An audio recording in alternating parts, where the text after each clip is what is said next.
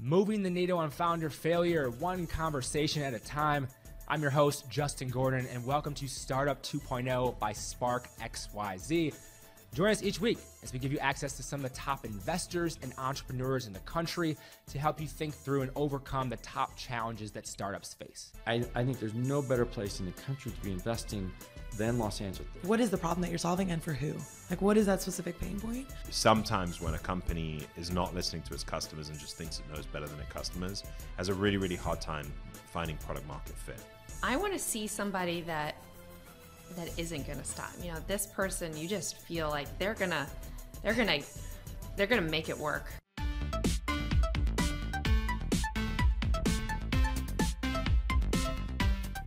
Today's guest is Anna Barber, who's the Managing Director of Techstars LA, where she's done a great job helping grow the tech ecosystem in Los Angeles.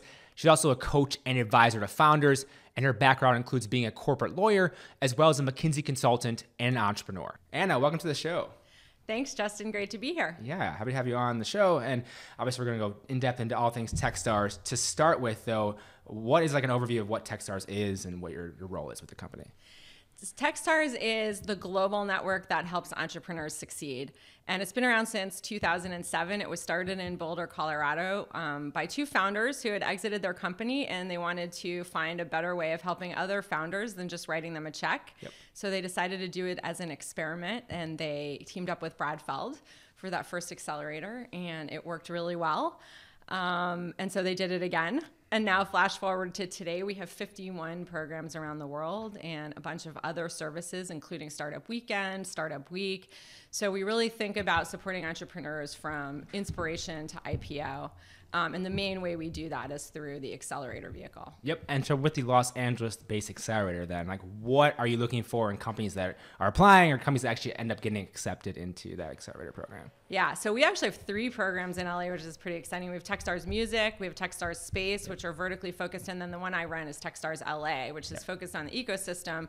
You know, so we think more about stage and kind of readiness to get value out of the accelerator than any particular vertical or investment thesis. And what we're looking for is a pre-seed company that has an MVP or a product that's ready to commercialize and get in front of customers, maybe a little bit of revenue, but still some questions and work to do around defining a go-to-market strategy.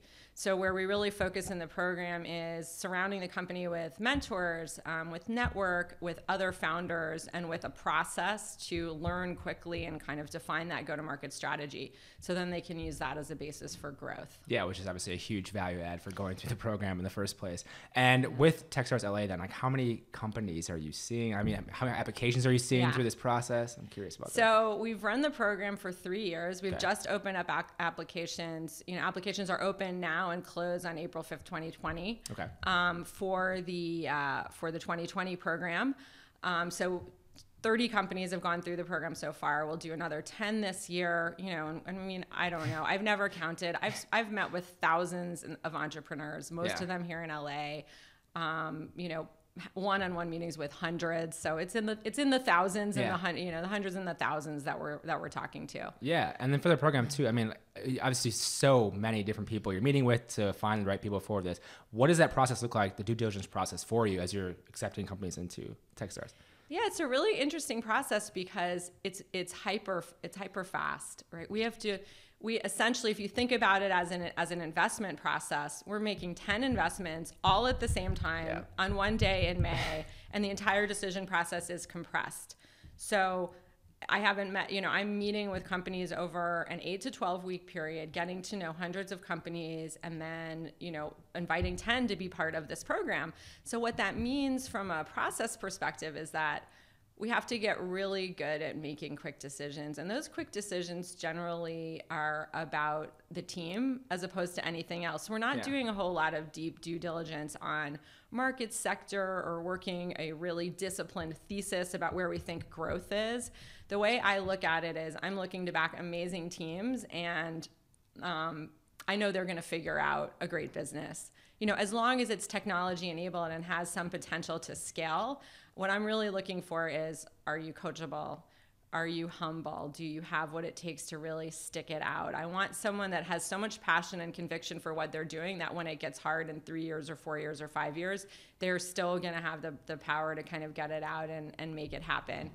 My favorite kind of founder is a combination of experienced and humble. So done something before, knows how hard it is, and therefore understands the value of having a lot of mentorship and help and support. So second and third time founders are actually I've had a lot of people have an amazing experience as second time and third time founders go through this program because they appreciate the value of it more than someone maybe who doesn't know what's ahead of them yet. So a first time founder, and there's a huge benefit to, ignorance is bliss or not knowing how hard it is. That can give you an optimism that is also like a really important quality for a founder. So, both of those things are true, I guess. Yeah. And then going deeper on the founders and evaluating them, and what are some of those questions you're asking? Obviously you're looking to see have they started something before, so if they're a second time or third time founder, but are there any particular questions you're asking them to figure this out or to decide is this the right team? I just want to get deeper into that side of things. Yeah. So one of the things I ask is, what's the vision for your customers that you see that they don't see for themselves? And that really puts them in the position of defining what the future is that they're trying to create. And I want to see that it's really big and also that they have a real insight about their customers that's kind of driving their business. Another question I would ask is, what would be the reasons that you and your co-founders would break up? Ooh. What would you, because that's going to get to what your values are. And I'm trying to really get underneath what they're saying to understand what motivates them. Yeah, that makes total sense. And with that too, these teams, are you looking for, is it all 2, 3, 4 people? Is ever solo founders that go through Techstars? Tell me more about that side of things. So that's a great question because we always say, solo founders have a hard time and we don't like to take solo founders, and I always take solo founders. So, last year I think I had 5 solo founders in the program. Oh, wow. So I think it's one of those things where there's a rule and then there's always an exception to the rule. So, and it's about finding phenomenal people that I believe will be able to attract and retain the right and motivate the right talent. Yeah. So the solo founders I had last year all kind of fit that bill, and they were all able to build great teams around them and bring people into Techstars with them who weren't co-founders but were just as dedicated as they were to the company. And that's really what it's about. It's not about having co-founders. It's about having people to share the journey with you, whether or not they're actually a co-founder. Yeah. One of the things you mentioned earlier too is the mentors and the mentorship they get in the actual program. So with the Techstars Accelerator, when they're in the program, how does that mentorship thing play a part of it? How is that organized? I'm curious about that too. So we've fine-tuned this a lot over the years. We've run now over 200 Techstars programs. So if you think about it now, we've done the same thing, and we've tweaked it a little bit every time. So the way it works now and the way we're running it in Techstars LA is we have something called Mentor Office Hours, which everybody calls Mentor Madness, even though we're not really supposed to call it that. But it's a couple of weeks of back-to-back 20-minute meetings with our core mentor pool, who's trained and done this before, does this every year. And the value of having a bunch of meetings all at once is really that you get a tremendous amount of feedback on your idea and your company, on how you're communicating it, right? And on where you might look for growth or the questions that you're asking. So you get a lot of feedback all at once. And then from that pool, you pick 5 people that you're really connected with or you think can really help you. And that becomes your kind of core advisory board during the program. And some of those people end up being actual advisors to the company, being investors in the company. Some of them go and join the company. So those relationships can get really deep, and those people kind of stick with you and support your journey through the program. So it's kind of like a speed dating process that also has a lot of strategic value. Yeah, and one of the things too, I know you've written about EQ and leadership. How do you kind of either coach them on that or help founders through that side of things? Because I'm sure a lot of this stuff is building your business and everything, but what about working on themselves? How do you help them through that? Yeah, so if you think about Techstars as having sort of different lines of curriculum through it. So there's kind of finding product market fit, right, as one, kind of working on the business.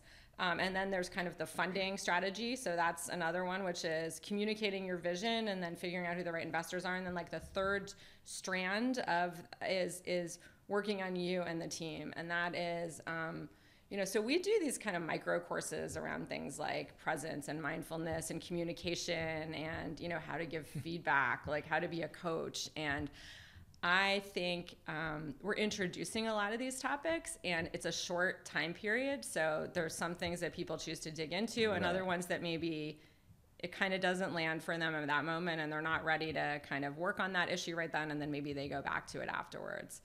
But we're doing a little bit of that every week. Yeah, it's tailored towards them too, is. depending on what they need. Yeah, and one thing I'm really big on, and is kind of a hallmark of the program, and when we say like personal growth drives company growth, or we believe in EQ or something, is vulnerability.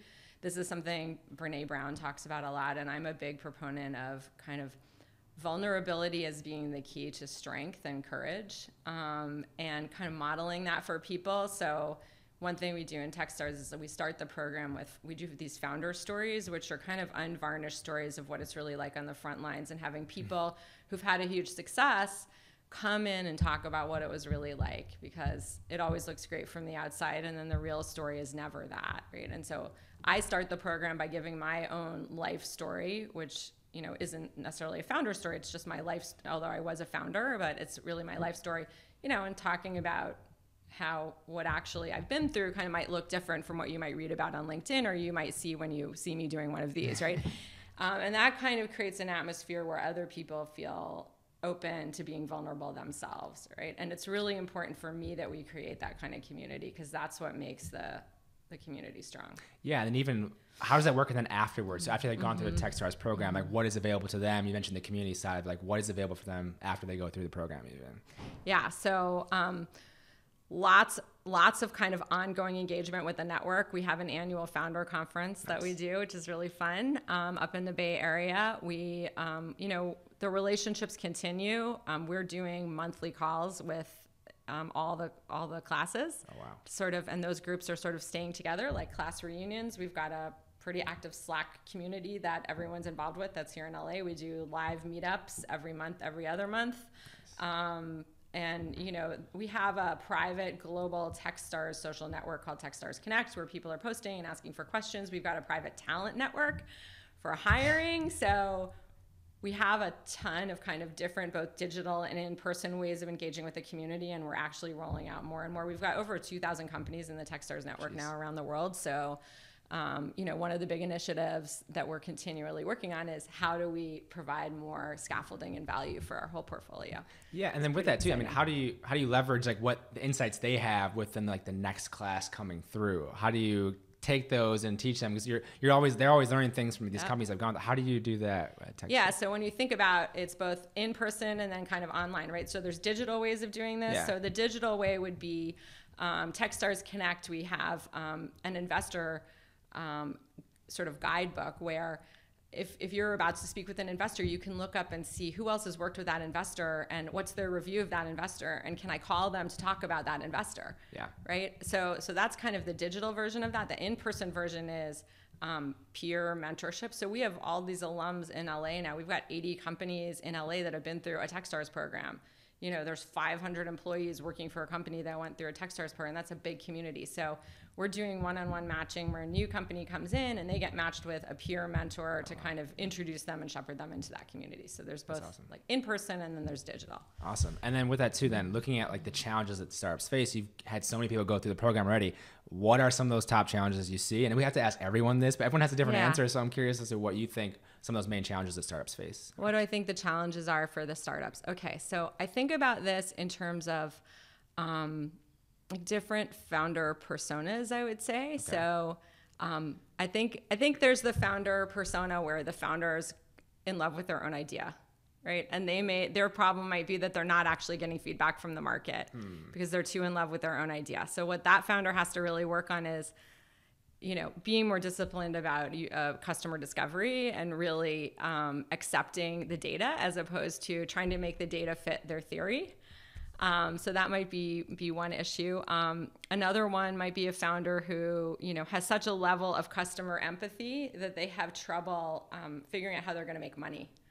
Because they really want to help people, and that's great. That can be incredibly motivating to build a huge business, but you also have to have a business model on top of that. So another one might be a founder who's really driven by the product and falling in love with the product. A lot of engineering founders tend to be like this. so they're looking at their business from the perspective of launching a great product, but maybe it doesn't, maybe they haven't really thought about whether there's a real market or they're actually solving a problem that that anyone cares about. They're just in love with what they're building.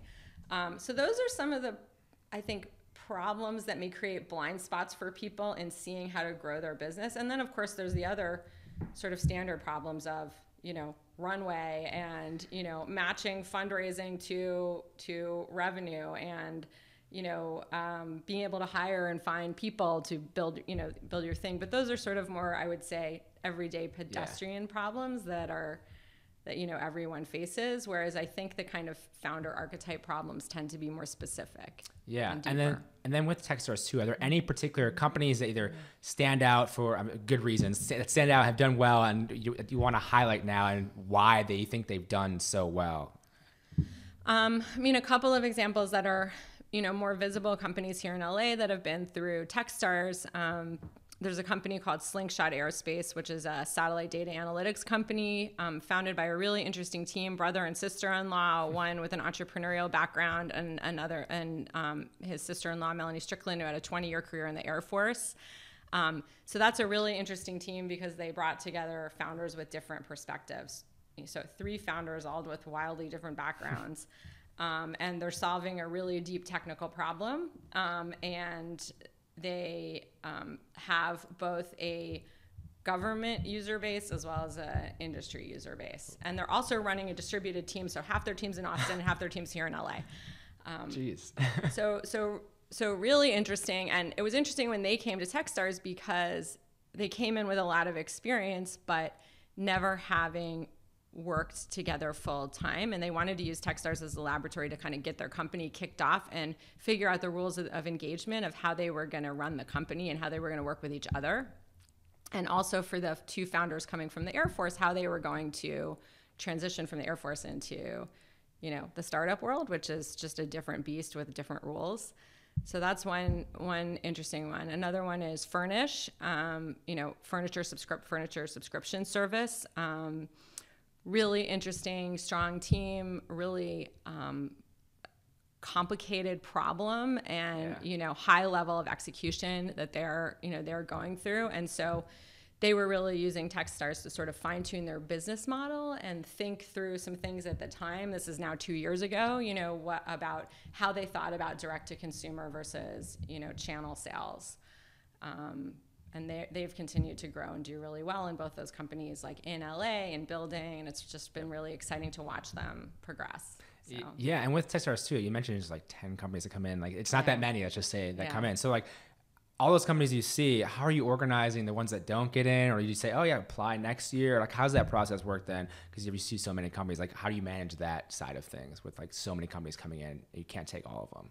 Yeah, and first of all, I try to, if I'm talking to companies about Techstars, my first goal is to figure out how I can help those founders and what it is that they need right now. And if it's not Techstars, to help them find another program. So there's some earlier stage programs in town that are great. There's Startup Boost, there's Grid 110. So helping them make connections to a program like that.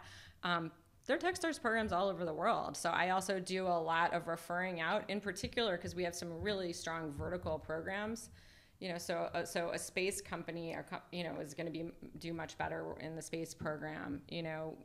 We have a prop tech program with Colliers, in Toronto. We have an AI program. We've got an InsurTech program. So we've got these kind of vertical programs when in some cases founders I meet might be a better fit for one of those. So I'd refer them out. Awesome. Yeah, that makes sense. There's so many, Techstars is huge. There's so many different programs. I know I think someone in LA mentioned they had done like either the Boulder one or something, and then they ended up moving the company, but there are different programs. So there's different options at least for them. And like you said, there's early stage options too. In Grid 110, we've had Mickey from Grid 110 on as well. And she's great.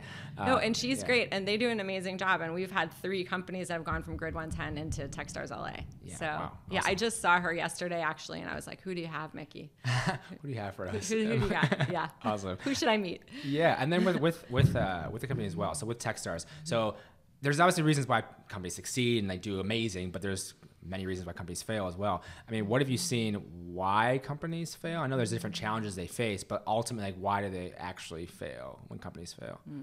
There's 1,000 reasons. There's didn't find product market fit, and it just wasn't there, and weren't able to pivot enough. I mean, not finding product market fit is not a death knell, right? It just means you need to try something different. So the reason you die is if you don't find product market fit and you run out of money before you can, right? But I have seen a lot of companies go through, didn't find product market fit, ran out of money, decided to bootstrap until they figured it out, struggled, figured something out, shifted directions, and then started to get momentum, and then were able to raise money. So I think it has to do, do you find something that works and that you're excited to build, right? Before you either get tired or run out of money. And now we'll take a quick break and hear from our sponsor, Brex. A big heartfelt thank you to Brex, who without their support, this show would not be possible. We've seen firsthand the difficulties accessing basic corporate credit without providing a security deposit or personal guarantee early on. As companies grow, managing expenses has become more difficult and time consuming, which is why we've partnered with Brex to offer a corporate credit card that is not personally guaranteed, offers higher credit limits, provides auto reconciliation, and integrates with ERPs using receipt capture. Brex is the credit card of the startup ecosystem, and we highly encourage you to check them out. And back to the show. So what industries of the kind of startup landscape are you most excited about right now, Hannah? So right now, I'm really excited about the consumerization of things like education and healthcare, and also the kind of transition to the consumerization of work, really. So I'll just talk about what I mean. I mean, I'm interested in healthcare generally, but mostly the side that I'm interested in is the consumer side of healthcare. So how we diagnose, how we take care of ourselves, and kind of wellness platforms at the consumer level. I think it's just, there's a lot of amazing companies in this area, and I think we're going to see a lot more. There's on the education side, I think we're undergoing a massive transformation about what education even is, right? And I think part of that is people taking more individual control over their own education, whatever that means to them. And there's a ton of interesting stuff both at the K-12 level and the university level, and then kind of ongoing lifelong education. And then the consumerization of work is really around the idea that the old model of getting hired by a company, having a 9-to-5 job where you would stay 5+ years, that comes along with benefits and an advancement plan, doesn't really exist anymore. And what we're moving towards is more the portfolio model of work. And this is happening at all levels of the economy, including knowledge workers, including what would have been considered blue collar, and white collar, and gig economy workers. And so I think platforms to serve those workers, how they communicate with each other, how they find work, how they, arrange things around benefits, how they get paid, how they show their credentials, which then crosses over with the education thing. I think all of that stuff is really fascinating. And then, here in LA, I think we are just in a really interesting time thinking about mobility. The mayor's office they just launched this urban mobility lab, right, which is really designed to think about how do we move around this city. Yeah. LA is now the third largest economy after Tokyo and New York. And it's growing rapidly. So when you layer on top of that the idea that we have the Olympics coming and we have, the traffic in the city is just going to get more intense. Yes. I think we're going to see a lot of mobility innovation in the next decade. Yeah. And I hope a lot of that will be driven by local startups. Yeah, on that point too, I mean, how are you kind of looking at these things, or evaluating what's coming out there, or keeping tabs on what's maybe next, or what trends may be coming up? Are you, in particular, publications you're looking at, or how do you personally do that, or keep up to date? So I read, I would say, all the sort of typical tech publications, Axios, The Information, TechCrunch, et cetera. But I'm really excited about the launch of .LA.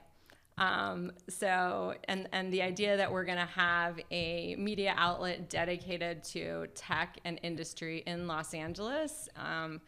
doing deep analysis as well as news coverage on all those things for this market is incredibly exciting. So that is just launched, but I'm hoping that will become my kind of go-to publication. Yeah, and I'm sure every like VC, every accelerator in LA is like, yes, like thank you, you're helping my job, make it easier as well to find at least different options, and like it's just more in depth on LA focus. Well, we're all really excited about it because I think, if you think about LA's geography as kind of a metaphor for LA's industry, in that it's really spread out. It's really disparate. A lot of the pieces that make up LA don't necessarily touch each other. Yeah. And that's also true for the tech industry.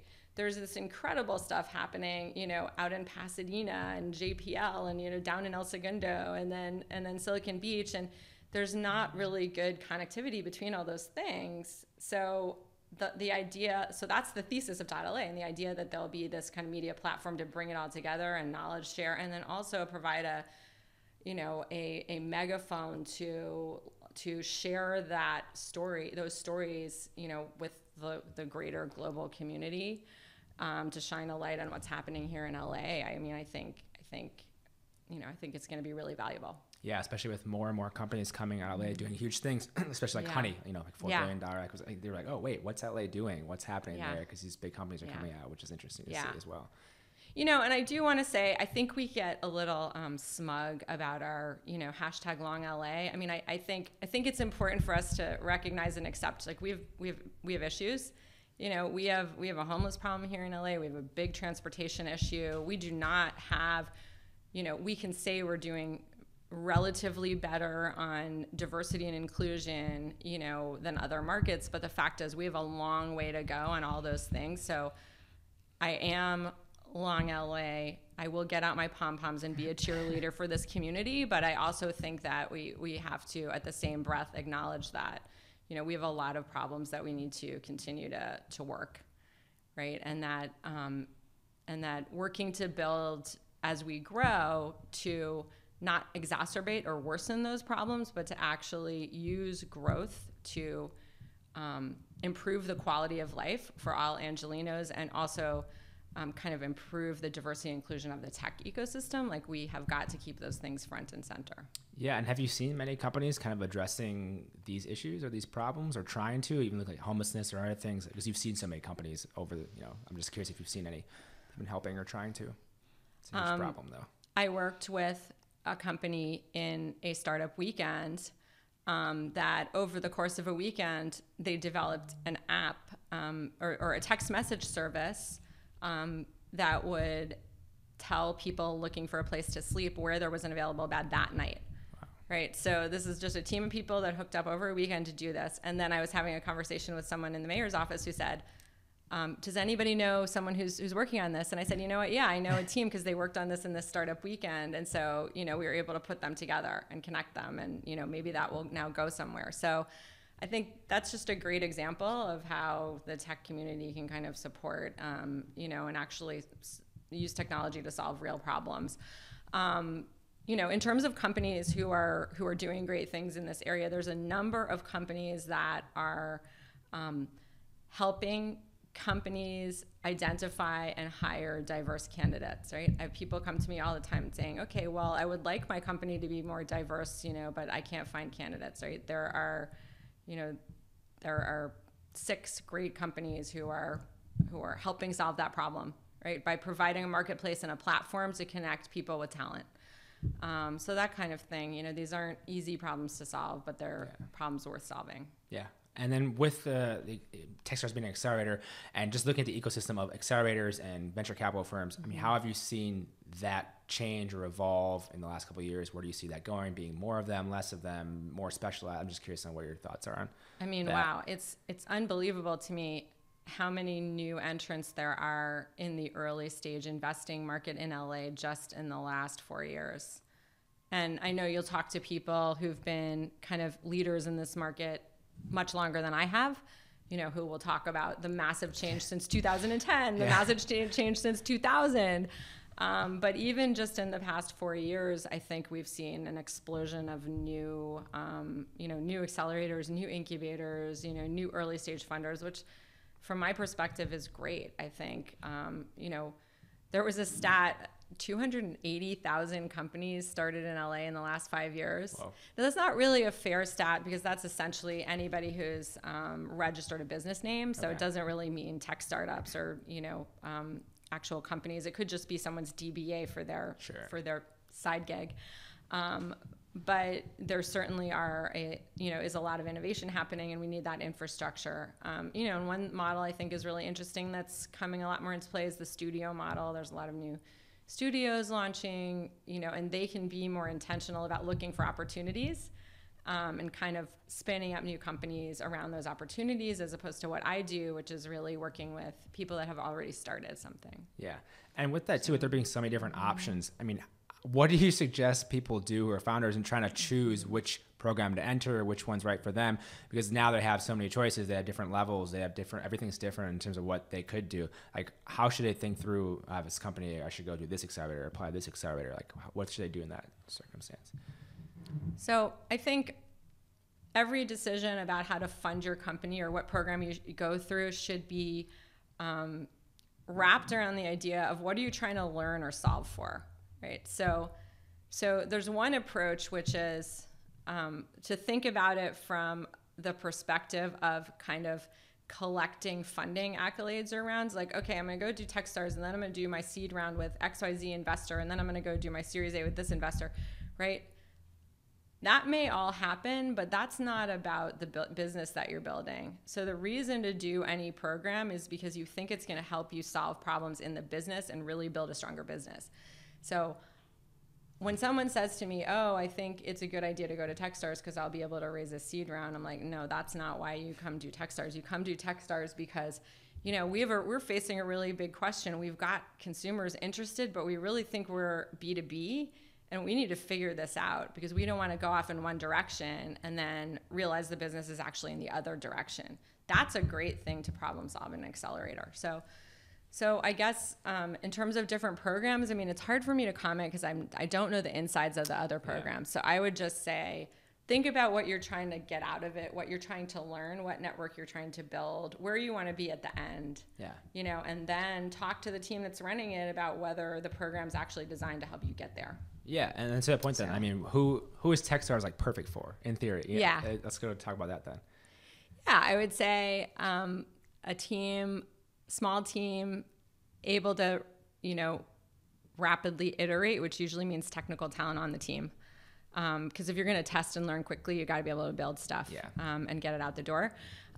Has a product, maybe has some early customers, raised a little bit of money probably to pull the team together, and has already illustrated that they can make progress. I'm really big on seeing people that can actually tell me you're going to do something in 6 weeks, come back to me 6 weeks later, say it was done, because I know those teams are going to get a lot out of the program because they're going to be able to execute, right? We're looking for execution. But still have some big questions about how they should go to market, or, maybe we don't know how to price. We don't know who our customer really is. Like, we're not really sure which features that we should go for, something like that, where they have like big questions that they want to work. Yeah. Because what we do is we do kind of like weekly learning sprints. So it's a good opportunity to just kind of test and learn a bunch of stuff all at once. Yeah. And when you do that and it works, you can show some really interesting data and growth from your time there. That then, what we work on in the last part of the program is around storytelling. I mean, all startups are about storytelling, right? Whether you're talking to customers, whether you're talking to potential partners, whether you're talking to investors, whether you're trying to get someone to come join your company, you've got to be a storyteller.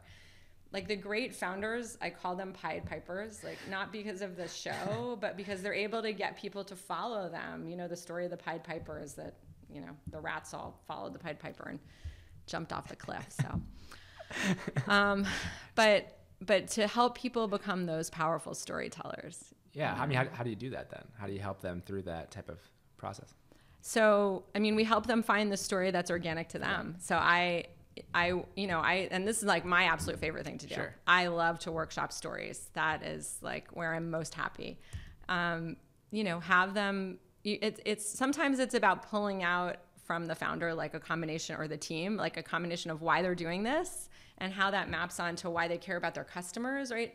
The thing about these stories is there's always an emotional element to it, right? Yeah. Even if it's, even if it doesn't seem like something that you would necessarily feel emotional about, there's some customer pain somewhere in there, Yep. I mean, we had a team catalog that had developed a service for small businesses to help them get product photography. It's a really big pain point if you're trying to compete as a small beauty company and you're competing against, a large cosmetics company. You need to have a lot of content. And so that story was all built around that pain of that, entrepreneur trying to launch a new beauty brand into a crowded space, know. And if you come from a perspective of empathy, that's where you're going to get a great story. Yeah. And with that too, I mean, you love, what else about it do you love, like the storytelling aspect of it? Because it is so important. I mean, for you personally, why for you are you so interested? So I come from a publishing background. My dad was a book editor. My mom was a literary agent. I spent my childhood writing stories, and I have the collection of all the stories I wrote as a kid. So that's just kind of my roots, I think. Yeah. And putting together a narrative, just to me is the most interesting and important work. And it goes with something else that I also love, which is kind of designing a framework. So I think business models are also narratives. So my other favorite thing to do is to kind of ingest a lot of data with a founder of what they're seeing, and then interpret it and say, okay, what this is telling me about what you should do, what your strategy should be, is X, Y, Z. So all that to me, fun, it's basically the process of making sense of the world and then communicating it out to other people. Yeah. And that's what I really enjoy. Yeah. And how did you end up at Techstars in the first place?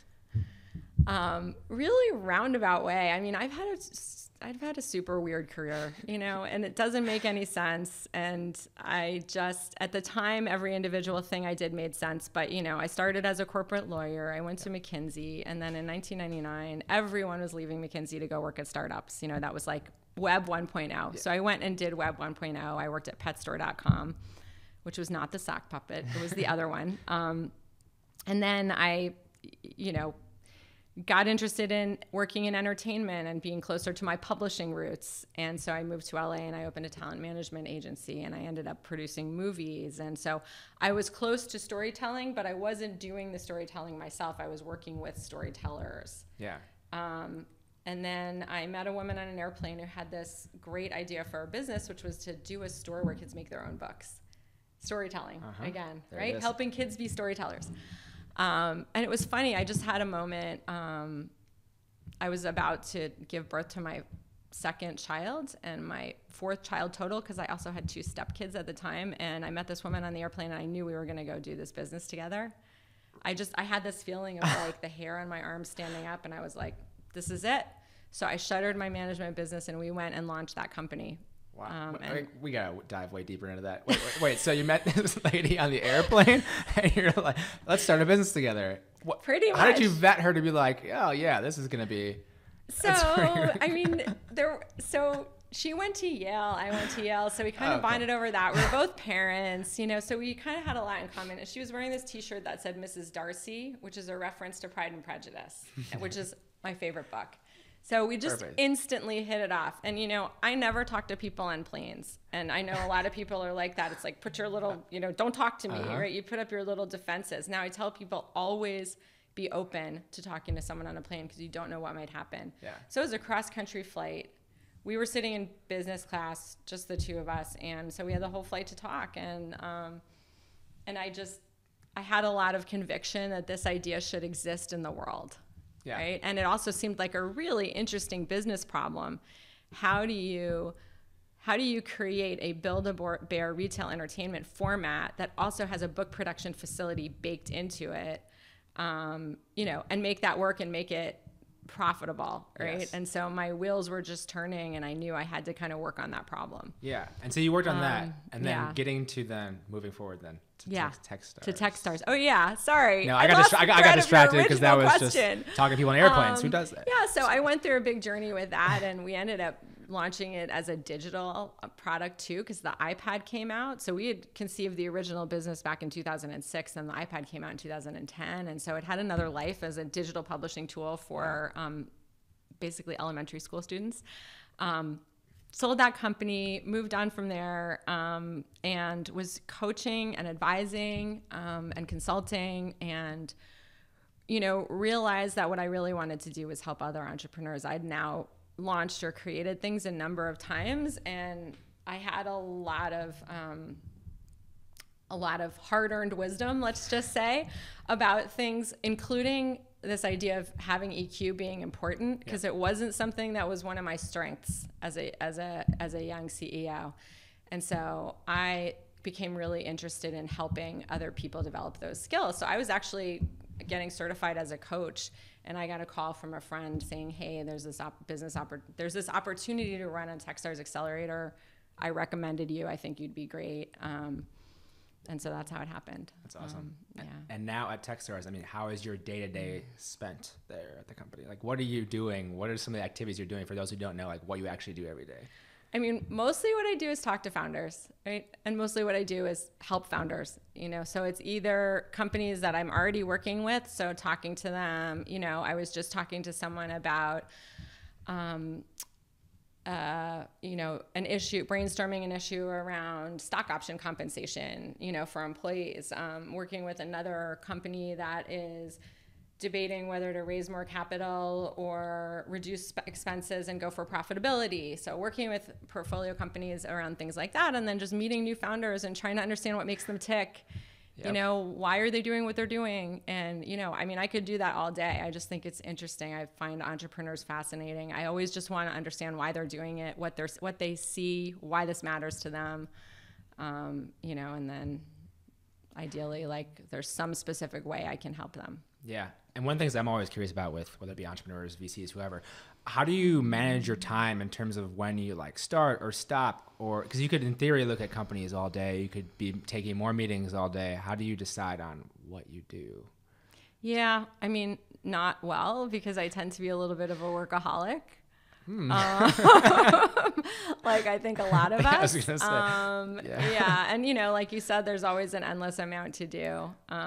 So I try now to construct my week around the things that are non-negotiable, which is time with my kids, which is getting to the gym or going to yoga, the things that I need to do to kind of take care of myself. And I put those on my calendar first, and then the work stuff kind of gets slotted in around that, right? And that's the only way I found to do it that really works. And then I don't check in on, I usually either Saturday or Sunday, I'm just completely dark and I'm just with my family. So, but if you don't do that and you flip it and you allow your life to fill in the spaces, then it won't happen. Yeah, that never works. Doesn't work. Yeah, exactly.